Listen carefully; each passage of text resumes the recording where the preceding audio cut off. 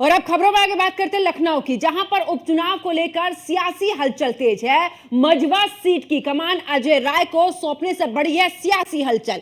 इतना नहीं, आपको बता दें कि कांग्रेस ने उपचुनाव वाली सीटों पर उतारे हैं प्रभारी, जातिगत समीकरण देकर उतारे हैं यहां पर प्रभारी पर्यवेक्षक। और 10 विधानसभा सीटों पर होगा उपचुनाव। 5 सीटों पर दावेदारी कर रही है कांग्रेस। मझवा, गाजियाबाद, फूलपुर, खैर और मीरापुर पर कर रही है दावा। और उपचुनाव को लेकर सपा ने अभी कोई भी जवाब नहीं दिया है। तो बड़ी खबर आपको बता रहे, जहां पर बता दें कि अब जिस तरीके से उत्तर प्रदेश में 10 विधानसभा के जो सीटें हैं उन पर उपचुनाव होना है, उसको लेकर अब सियासी हलचल तेज हो चुकी है।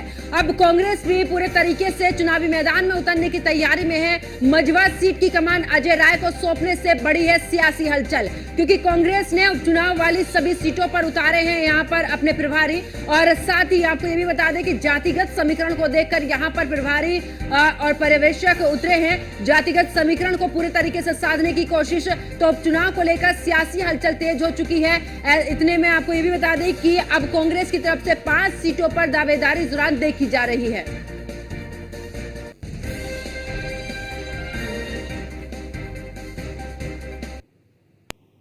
और ज्यादा जानकारी के लिए हमारी संवाददाता वर्षा शाही हमारे साथ में लाइव जुड़ चुकी हैं। वर्षा, क्योंकि उपचुनाव में आप देख रहे हैं कि कांग्रेस पूरे तरीके से दावेदारी ठोकती हुई नजर आ रही, 5 सीटों पर दावेदारी कर सकती है इस दौरान, क्योंकि जिस तरीके से अजय राय को कमान सौंप दी गई है और जातीय समीकरण को देखते हुए कांग्रेस पूरे तरीके से चुनावी मैदान में तैयारी के साथ नजर आ रही है।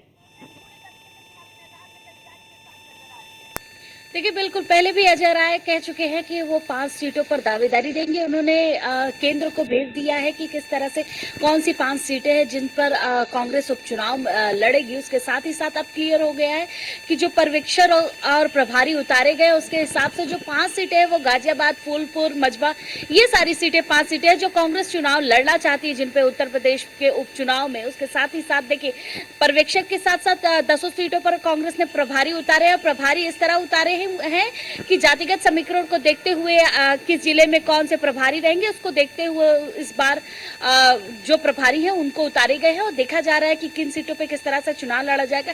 कल अखिलेश यादव ने प्रेस कॉन्फ्रेंस में साफ कह दिया था कि 10 सीटों पर इंडिया अलायंस पूरा गठबंधन के साथ ही चुनाव लड़ेगा। तो ये साफ है कि जो 5 सीटें शायद मांग कर रही है कांग्रेस वो दे दिया जाए या फिर कुछ सीटें कम करके दी जाए।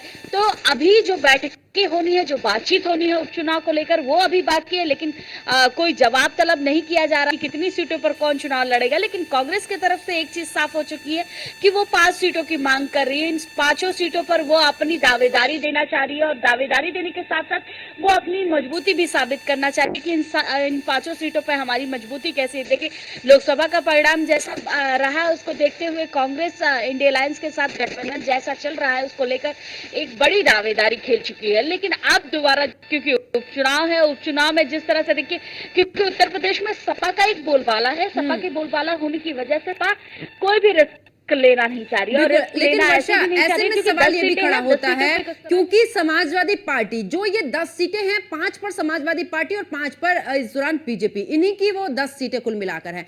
ऐसे में समाजवादी पार्टी क्या आखिरकार उन्हीं 5 सीटों पर लड़ेगी क्या? अगर इस तरीके से समीकरण, अब कांग्रेस जिन 5 सीटों की मांग कर रही है, जो समाजवादी पार्टी के पास पहले से ही सीटें हैं उनको समाजवादी पार्टी लड़े और बाकी की सीटें जो है वो यहाँ पर कांग्रेस लड़े। और ऐसे में क्योंकि बीजेपी की अगर बीजेपी पूरे 10 की 10 सीटों पर दावेदारी कर रही है और तैयारी में खुद मुख्यमंत्री योगी आदित्यनाथ हर एक स्तर पर।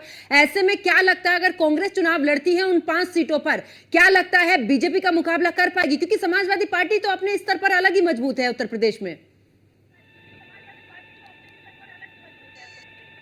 देखिए, बिल्कुल जिस तरह से अगर समाजवादी पार्टी की बात की जाए तो अलग बोलबाला उत्तर प्रदेश में चलता है। लेकिन जिस तरह से कांग्रेस अपनी दावेदारी 5 सीटों के लिए मांग कर रही है उसको देखते हुए कहीं ना कहीं सपा प्रमुख अखिलेश यादव कहीं बोलते हुए नजर नहीं आ रहे कि आखिर कितनी सीटें वो इंडिया अलायंस में देंगे कांग्रेस को, कितनी सीटों पर चुनाव होगा, कैसे दावेदारी खेली जाएगी। अभी इन सब बातों का निर्णय नहीं हुआ। लेकिन जिस तरह की दावेदारी लगातार कांग्रेस कर रहा है ये साफ हो चुका है कि कांग्रेस लगातार छोटे छोटे मुद्दे उठा रहा है और कांग्रेस इन 5 सीटों पर चुनाव लड़ना चाह रहा है। देखिए, बीजेपी बीजेपी की पूरी तैयारी। बीजेपी एक तरफ से मुख्यमंत्री योगी आदित्यनाथ अपने खुद सारी जिम्मेदारी लेते हुए सारी जिम्मेदारी देख रहे हैं, तो जाहिर सी बात है बीजेपी 10 सीटों पर किस तरह से चुनाव लड़े, किस तरह से मंत्रियों को उतारा है, ये सारी जिम्मेदारी तय की है।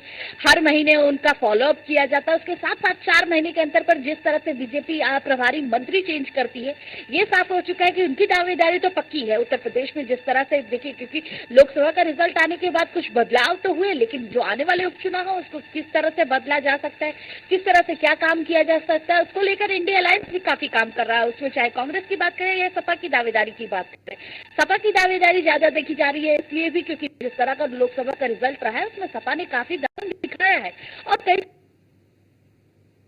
देश में इस के लिए अखिलेश यादव से वो सीटों की मांग कर रही है। उसी तरह से क्योंकि समाजवादी पार्टी भी केंद्र में अपने आपको साबित करने के लिए शायद जगह जगह अपनी प्रत्याशी उतार रही है, लेकिन उत्तर प्रदेश में जिस तरह का दम अखिलेश यादव की पार्टी का है उस तरह का कांग्रेस का दम अभी नहीं है। लेकिन उपचुनाव में किस तरह का रिजल्ट रहता है, उपचुनाव में क्या चीजें रहती है, वो अभी देखना बाकी है। क्योंकि अभी जिस तरह से सारे पार्टियों के पदाधिकारी उतार दिए गए, पर्यवेक्षक उतार दिए गए हैं, ये देखा जा रहा है कि किस तरह से क्या क्या चीजें रखी जाएंगी और किस तरह से जातिगत आधार पे चीजें होंगी, ये चीजें काफी साफ देखने वाली है। बिल्कुल वर्षा, हमने बीते दिन भी देखा है जब मुख्यमंत्री योगी आदित्यनाथ मिल्कीपुर पहुंचे, वहां पर किस तरीके के बयान आए। उसके साथ ही अगर अखिलेश यादव की बात करें तो उनकी तरफ से भी बयान सामने है, दोनों के बीच में कांटे की टक्कर। और ऐसे में क्योंकि लोकसभा चुनाव में जिस तरीके से समाजवादी पार्टी ने अपने अस्तित्व को और भी ज्यादा निखारा है, जनता का विश्वास जीतने की कोशिश की है, बीजेपी से ज्यादा सीटें यहां पर हासिल की है, क्या ऐसे में कांग्रेस को एक बार फिर से अपने साथ रखते हुए उतनी ही सीटें दे पाएगी? ऐसे में ये बड़ा सवाल खड़ा होता है क्योंकि उपचुनाव भी आगे होने वाले 2027 में जिस तरीके से विधानसभा चुनाव होंगे, वहां पर भी क्या सीटों पर सहमति बनेगी? क्योंकि अखिलेश यादव उत्तर प्रदेश में बिल्कुल रिस्क नहीं लेना चाहते क्योंकि एक बड़ी पार्टी है। क्या लगता है अगर इस बार इन सीटों पर सहमति नहीं बनती, इसका असर क्या आने वाले विधानसभा चुनाव पर नजर आ सकता है? वर्षा, देखिए बिल्कुल, जिस तरह से अखिलेश यादव और योगी आदित्यनाथ की बात करें तो उत्तर प्रदेश में इस समय जुबानी जंग चल रही है, लेकिन उसके अलावा अगर उत्तर प्रदेश की राजनीति का असर देखा जाए तो वो अखिलेश यादव की बातों से भी होता है, मुख्यमंत्री योगी आदित्यनाथ की भी बातों से होता है। लोगों पर असर पड़ता है कि आखिर कैसे लोग लड़ रहे हैं, क्या चीजें रह रही है। लेकिन अगर इन आने वाले उपचुनाव में कोई भी खटपट रहती है इंडिया अलायंस के बीच में, चाहे वो कांग्रेस से सपा जिस तरह से सीटें मांग रही है, अगर कुछ भी खटपट रहती है तो उसका असर आने वाले 2027 चुनाव में बेहद बढ़ सकता है। क्योंकि देखिए लगातार सपा अपना बोलबाला कहती है कि उत्तर प्रदेश में उसका बोलबाला है, क्योंकि जिस तरह से लोकसभा की सीटें रही है ये साफ हो चुका है कि सपा ने अपना वर्चस्व साबित किया है उत्तर प्रदेश में। उत्तर प्रदेश में वैसे भी सपा हर बार कुछ ना कुछ बड़ा करके आती है, लेकिन देखिए जिस तरह से इस बार का चुनाव रहा है उसके बाद तैयारी हो रही है लगातार। अखिलेश यादव की लगातार प्रभारियों से मुलाकात कर रहे हैं हर जगह के, और छोटी छोटी समस्याओं को लेकर अखिलेश यादव तुरंत आगे आते हैं, चाहे वो जुबानी जंग हो या फिर उसके बाद कोई बड़ी समस्याएं हो। देखिए कल अखिलेश यादव ने जिस तरह से बहराइच के कुछ लोगों से मुलाकात की तो छोटी सी घटना को सामने लेकर आए, तो ये साफ हो चुका है कि अखिलेश यादव अब हर तरीके से तैयार है उत्तर प्रदेश में विधानसभा के लिए भी और आने वाले उपचुनाव के लिए भी। बिल्कुल, चलिए बहुत बहुत शुक्रिया वर्षा हमारे साथ जुड़ने के लिए, तमाम जानकारी साझा करने के लिए। तो देखिए उपचुनाव को लेकर सियासी हलचल तेज हो चुकी है, बीजेपी और समाजवादी पार्टी की जुबानी जंग तेज है। ऐसे में कांग्रेस भी अब पूरे तरीके से चुनावी मैदान में उतरने की तैयारी में। मजवा सीट से अजय राय को यहां पर प्रभारी बना दिया गया, जिम्मेदारी सौंप दी गई है। कांग्रेस ने उपचुनाव वाली सभी सीटों पर उतारे हैं प्रभारी। और इतना ही नहीं, आपको बता दें कि पर्यवेक्षक और प्रभारी यहां पर जातीय समीकरण को देखकर कांग्रेस उतार रही है। तो क्या जिन 5 सीटों की मांग कांग्रेस कर रही है समाजवादी पार्टी, क्या उन 5 सीटों पर पूरे तरीके से सहमत हो पाती है, या फिर अखिलेश यादव जिस तरीके से दावेदारी कर रहे हैं कि आखिरकार अब जो ये 10 सीटें हैं ये वर्चस्व की लड़ाई है, एक तरफ बीजेपी 10 की 10 सीट जीतने की कोशिश कर रही है, जुबानी जंग तेज हो चुकी है। ऐसे में क्या कांग्रेस कम सीटों पर मानती है, ये भी देखने वाली बात होगी।